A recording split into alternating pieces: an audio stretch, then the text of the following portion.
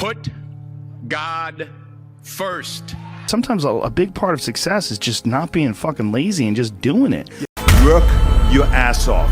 There is no magic pill. It drives me crazy to go to the gym. You read 1 hour a day. I went and worked out 5 hours a day, and I was working on construction. You see, if you don't have a vision of where you go, and if you don't have a goal where you go, you drift around and you never end up anywhere.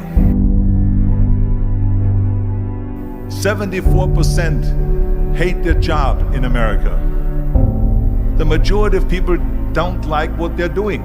Every time I looked up, she was looking at me, just looking me in the eye. And I didn't know who she was, and I said, she said, somebody give me a pen, give me a pencil, I have a prophecy.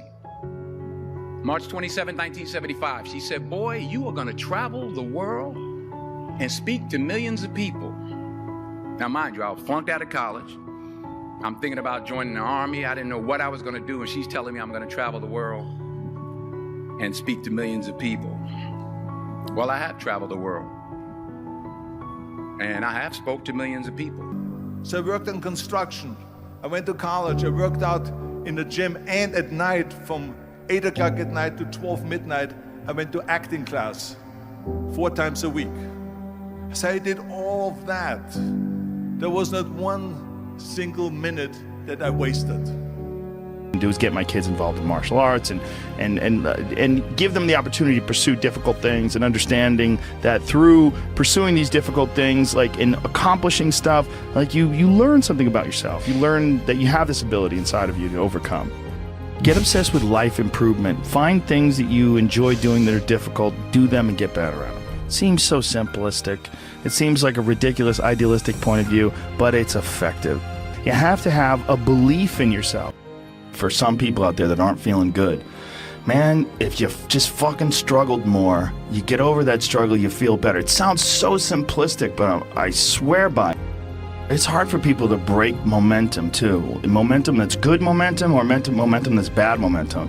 When I get on a good groove of working out all the time, I feel it. Like after I'm done working out, I'm like, yeah, I can't wait to get in there again. I can't wait to work out again. That's the good momentum. Your thing is, just go and do it. Just force yourself to do it. And if you feel like shit because you ate lunch, then your lunch was, filled with bullshit, well then, hey dummy, don't eat shitty lunch tomorrow. Tomorrow try a nice salad. Yeah. Try a salad with some salmon and see how you feel then. You're like, hey, I feel way better today at 6 o'clock. Duh. Yeah. Now your decision making will be better. Like people don't understand how significant it is. Like all these little decisions, those are like that's the path for the rest of your existence on Earth.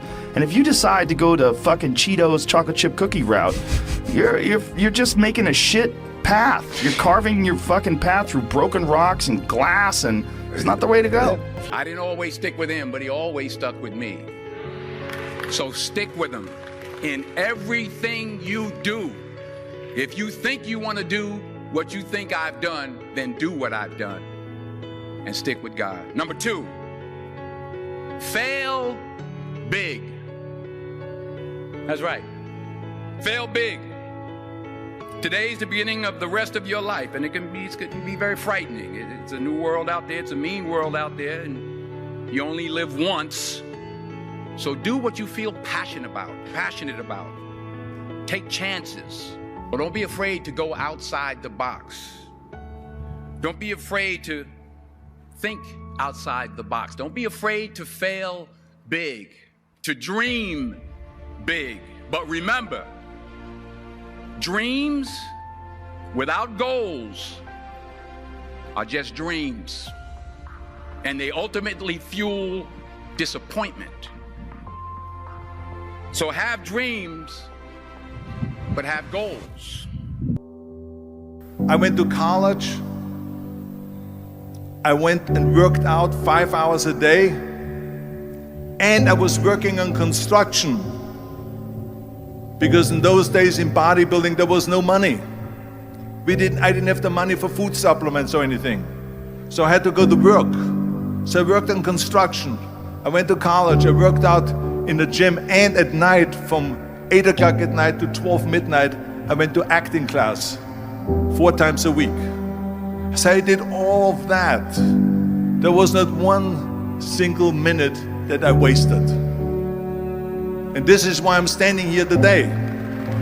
With the age of 20, I went to London and I won the Mr. Universe contest as the youngest Mr. Universe ever. And it was because I had a goal.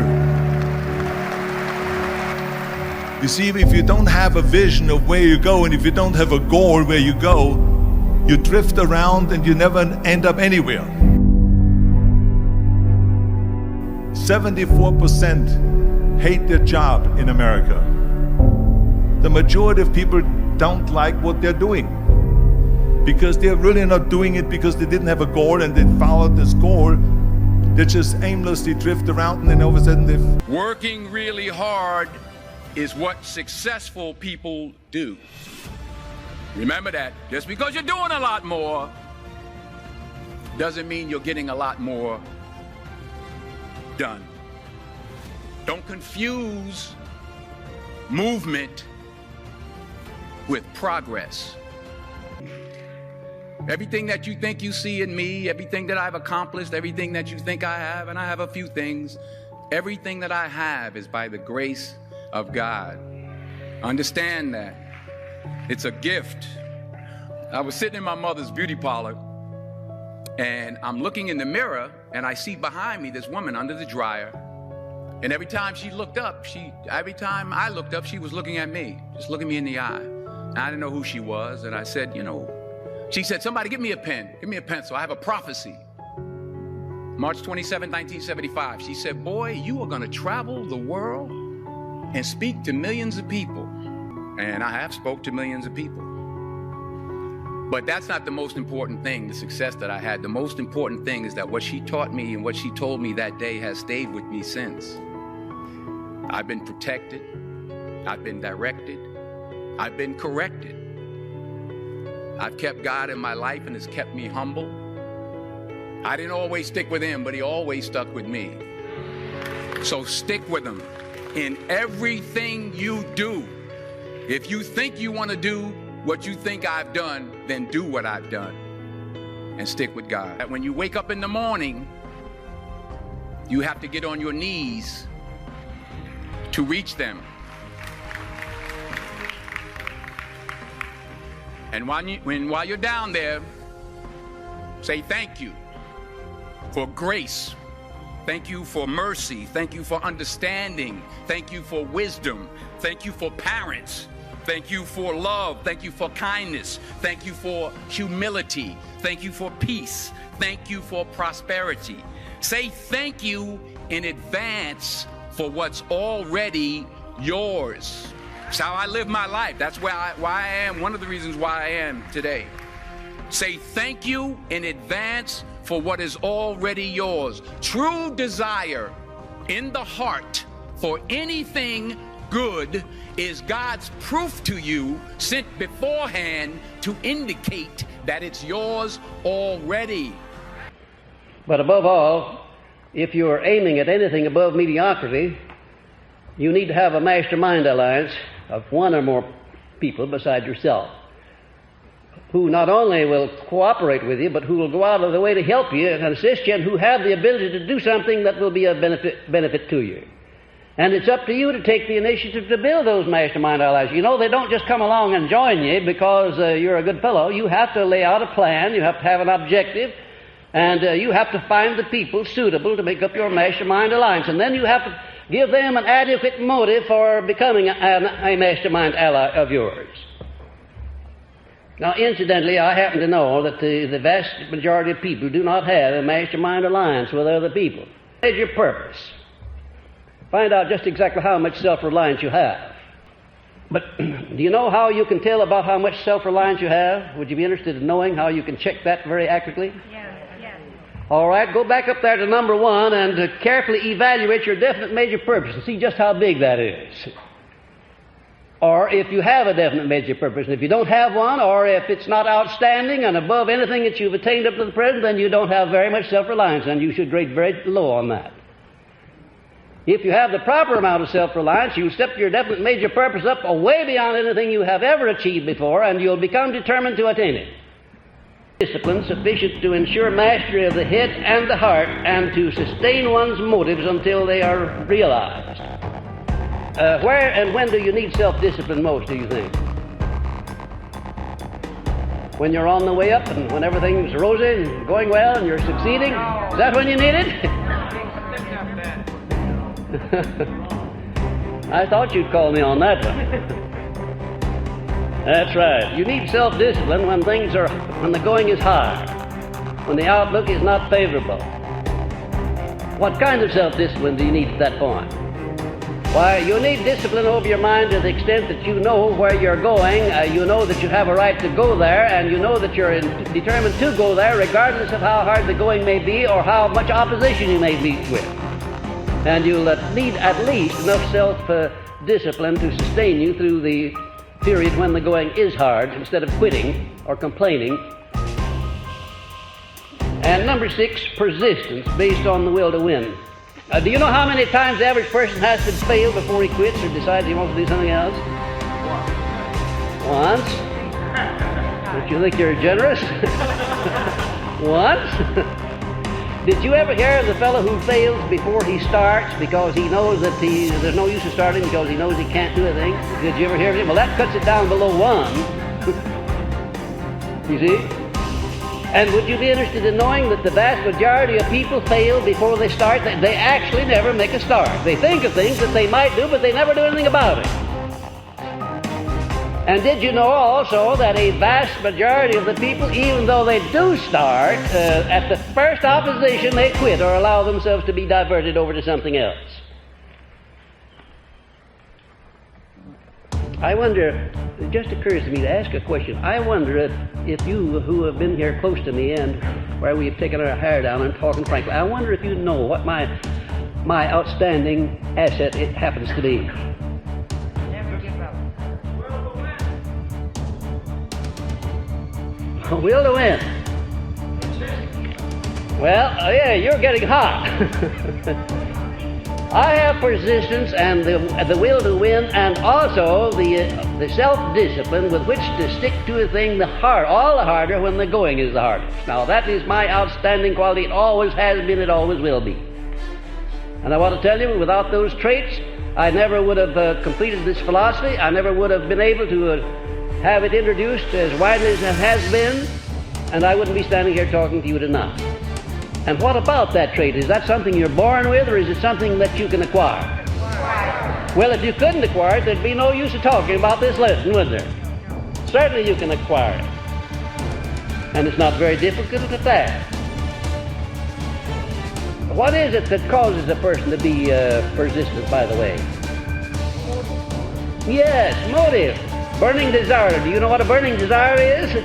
Burning desire, or back of a motive, is what makes people persistent, isn't it? A burning desire back of a motive. I never think of persistence and a burning desire that I don't think of my courtship. I remember that I put more persistence and more burning desire back of my courtship than anything else that I ever went into in my life. And I want to tell you, without that, I don't think you get very far in a courtship. Well, don't you think you could transmute that emotion over to something else, putting it back of your business or your profession or your job, and have just as much emotional feeling about attaining success in your job as you could about selling yourself to the one of your choice? Don't you think you could do that? You know what that word transmute means, by the way? Do you? What does it mean? Fine. Redirect. Fine. Marvelous. Redirect. Have you ever tried it on anything or anybody? Yeah. Marvelous. Marvelous. If you haven't tried it, start trying it. Next time you feel moody or discouraged, try to change that over into an emotion of courage and faith. You see what a marvelous thing happens to you. You change the whole chemistry of your whole brain and your whole body, and you'll be much more effective. And number 7 is a well-developed faculty of the imagination, controlled and directed. Do you think those last words there are important? Yes, an imagination not controlled and directed might be very dangerous. I once made a survey, made an analysis of all of the men in the federal penitentiaries of the United States. I did that for the Department of Justice. And you'll be interested in knowing that the majority of the men in the penitentiary were there because they had too much imagination. But it was not controlled and directed in a constructive direction. Now, imagination is a marvelous thing, but if you don't have it under control and if you don't direct it to definite ends, constructive ends, it may be very dangerous to you. And number 8, the habit of forming definite and prompt decisions. By the way, do you do that? Do you form definite and prompt decisions when you have all of the facts in hand with which to make decisions? Yes. Well, I think some of you are just a little bit too modest. Well, seriously, friends, if you do not have the habit of making decisions promptly and definitely, clear-cut decisions, when all of the facts are in, you're loafing on the job, you're procrastinating, and you're destroying this very vital thing called personal initiative. One of the finest places to start practicing personal initiative is to learn to make decisions firmly and definitely and quickly once you have all of the facts available. Now, I'm not talking about snap judgments. I'm not talking about opinions or snap judgments based upon half-baked evidence. I'm talking about facts, all of the facts on a given subject, which are not in your hands and available. You should then do something with those facts. You should make up your mind exactly what you're going to do and not dilly-dally around, as so many people do. Because if you do that, first thing you know, you will be in the habit of dilly-dallying around in connection with everything. In other words, you will not be a person who acts upon his own personal initiative.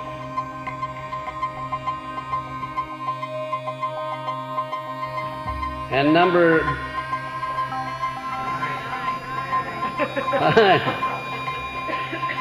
the habit of basing opinions on facts instead of relying on guesswork. How many of you do that? How many of you rely upon facts instead of guesswork? Well, pretty truthful bunch, I think. I wonder if you do. I wonder if you recognize how many times you're acting on guesswork in comparison to the number of times that you're acting upon facts in forming your opinions. I wonder if you recognize the importance of making it your business to get at facts before you form an opinion about anything. Did you know that you have no right to an opinion about anything at any time, anywhere, unless it's based upon facts or what you believe to be facts? Did you know that? And why is that true? Would you tell me why you don't have a right to do that?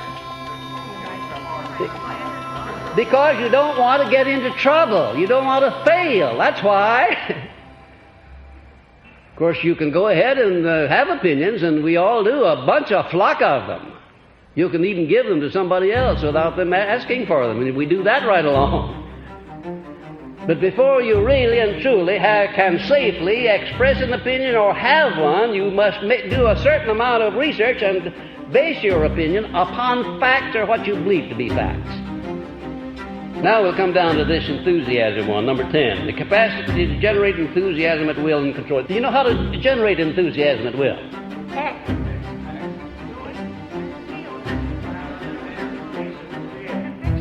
5. What's back of all this? What happens before you start doing anything in connection with enthusiasm? Yes, you have to feel it, don't you? You have to feel the emotion you have to be quickened, and your mind has to be alerted with some definite objective or purpose or motive. And then you do something about that motive. You do it with words, with the expression of your face, or by some other form of action. That word action is inseparable from the word enthusiasm. You can't separate the two. Now, there are two kinds of enthusiasm. There's passive enthusiasm, enthusiasm which you feel, but you give no expression of it whatsoever. And there are times when you need that kind, believe you me. Because if you don't have that kind, you'll disclose to other people what goes on in your mind at times when you don't want that to happen. You take a great leader, a great executive, and while he may have a tremendous amount of enthusiasm, he'll display that enthusiasm only to whomsoever he pleases and under whatsoever circumstances he pleases. He will not just turn it on and go off and leave it. That's the way you and I do it. Or do we? That's the way the majority of people do. When they have enthusiasm, they just turn it on and blubber over in it, and they accomplish nothing. Controlled enthusiasm, enthusiasm turned on at the right time and then turned off at the right time, is an important thing, and your initiative is the only thing that can control that. You know, if you took that one subject alone, the question of how to turn on and off enthusiasm, and got the art down fine, you could become a marvelous salesman of anything you might want to sell. Did you know that? You really could. Did you ever hear of anybody selling anything that didn't feel enthusiasm over what he's trying to sell? Did you?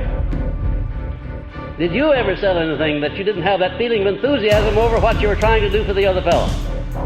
You may have thought you did, but you didn't. If you didn't have that feeling of enthusiasm and on your own initiative, then you didn't make a sale. Somebody may have bought something from you because he needed it and had to have it, but you had very little to do with it unless you had that feeling that you imparted to him. And how do you impart the feeling of enthusiasm to another person? How do you do that when you're selling, for instance?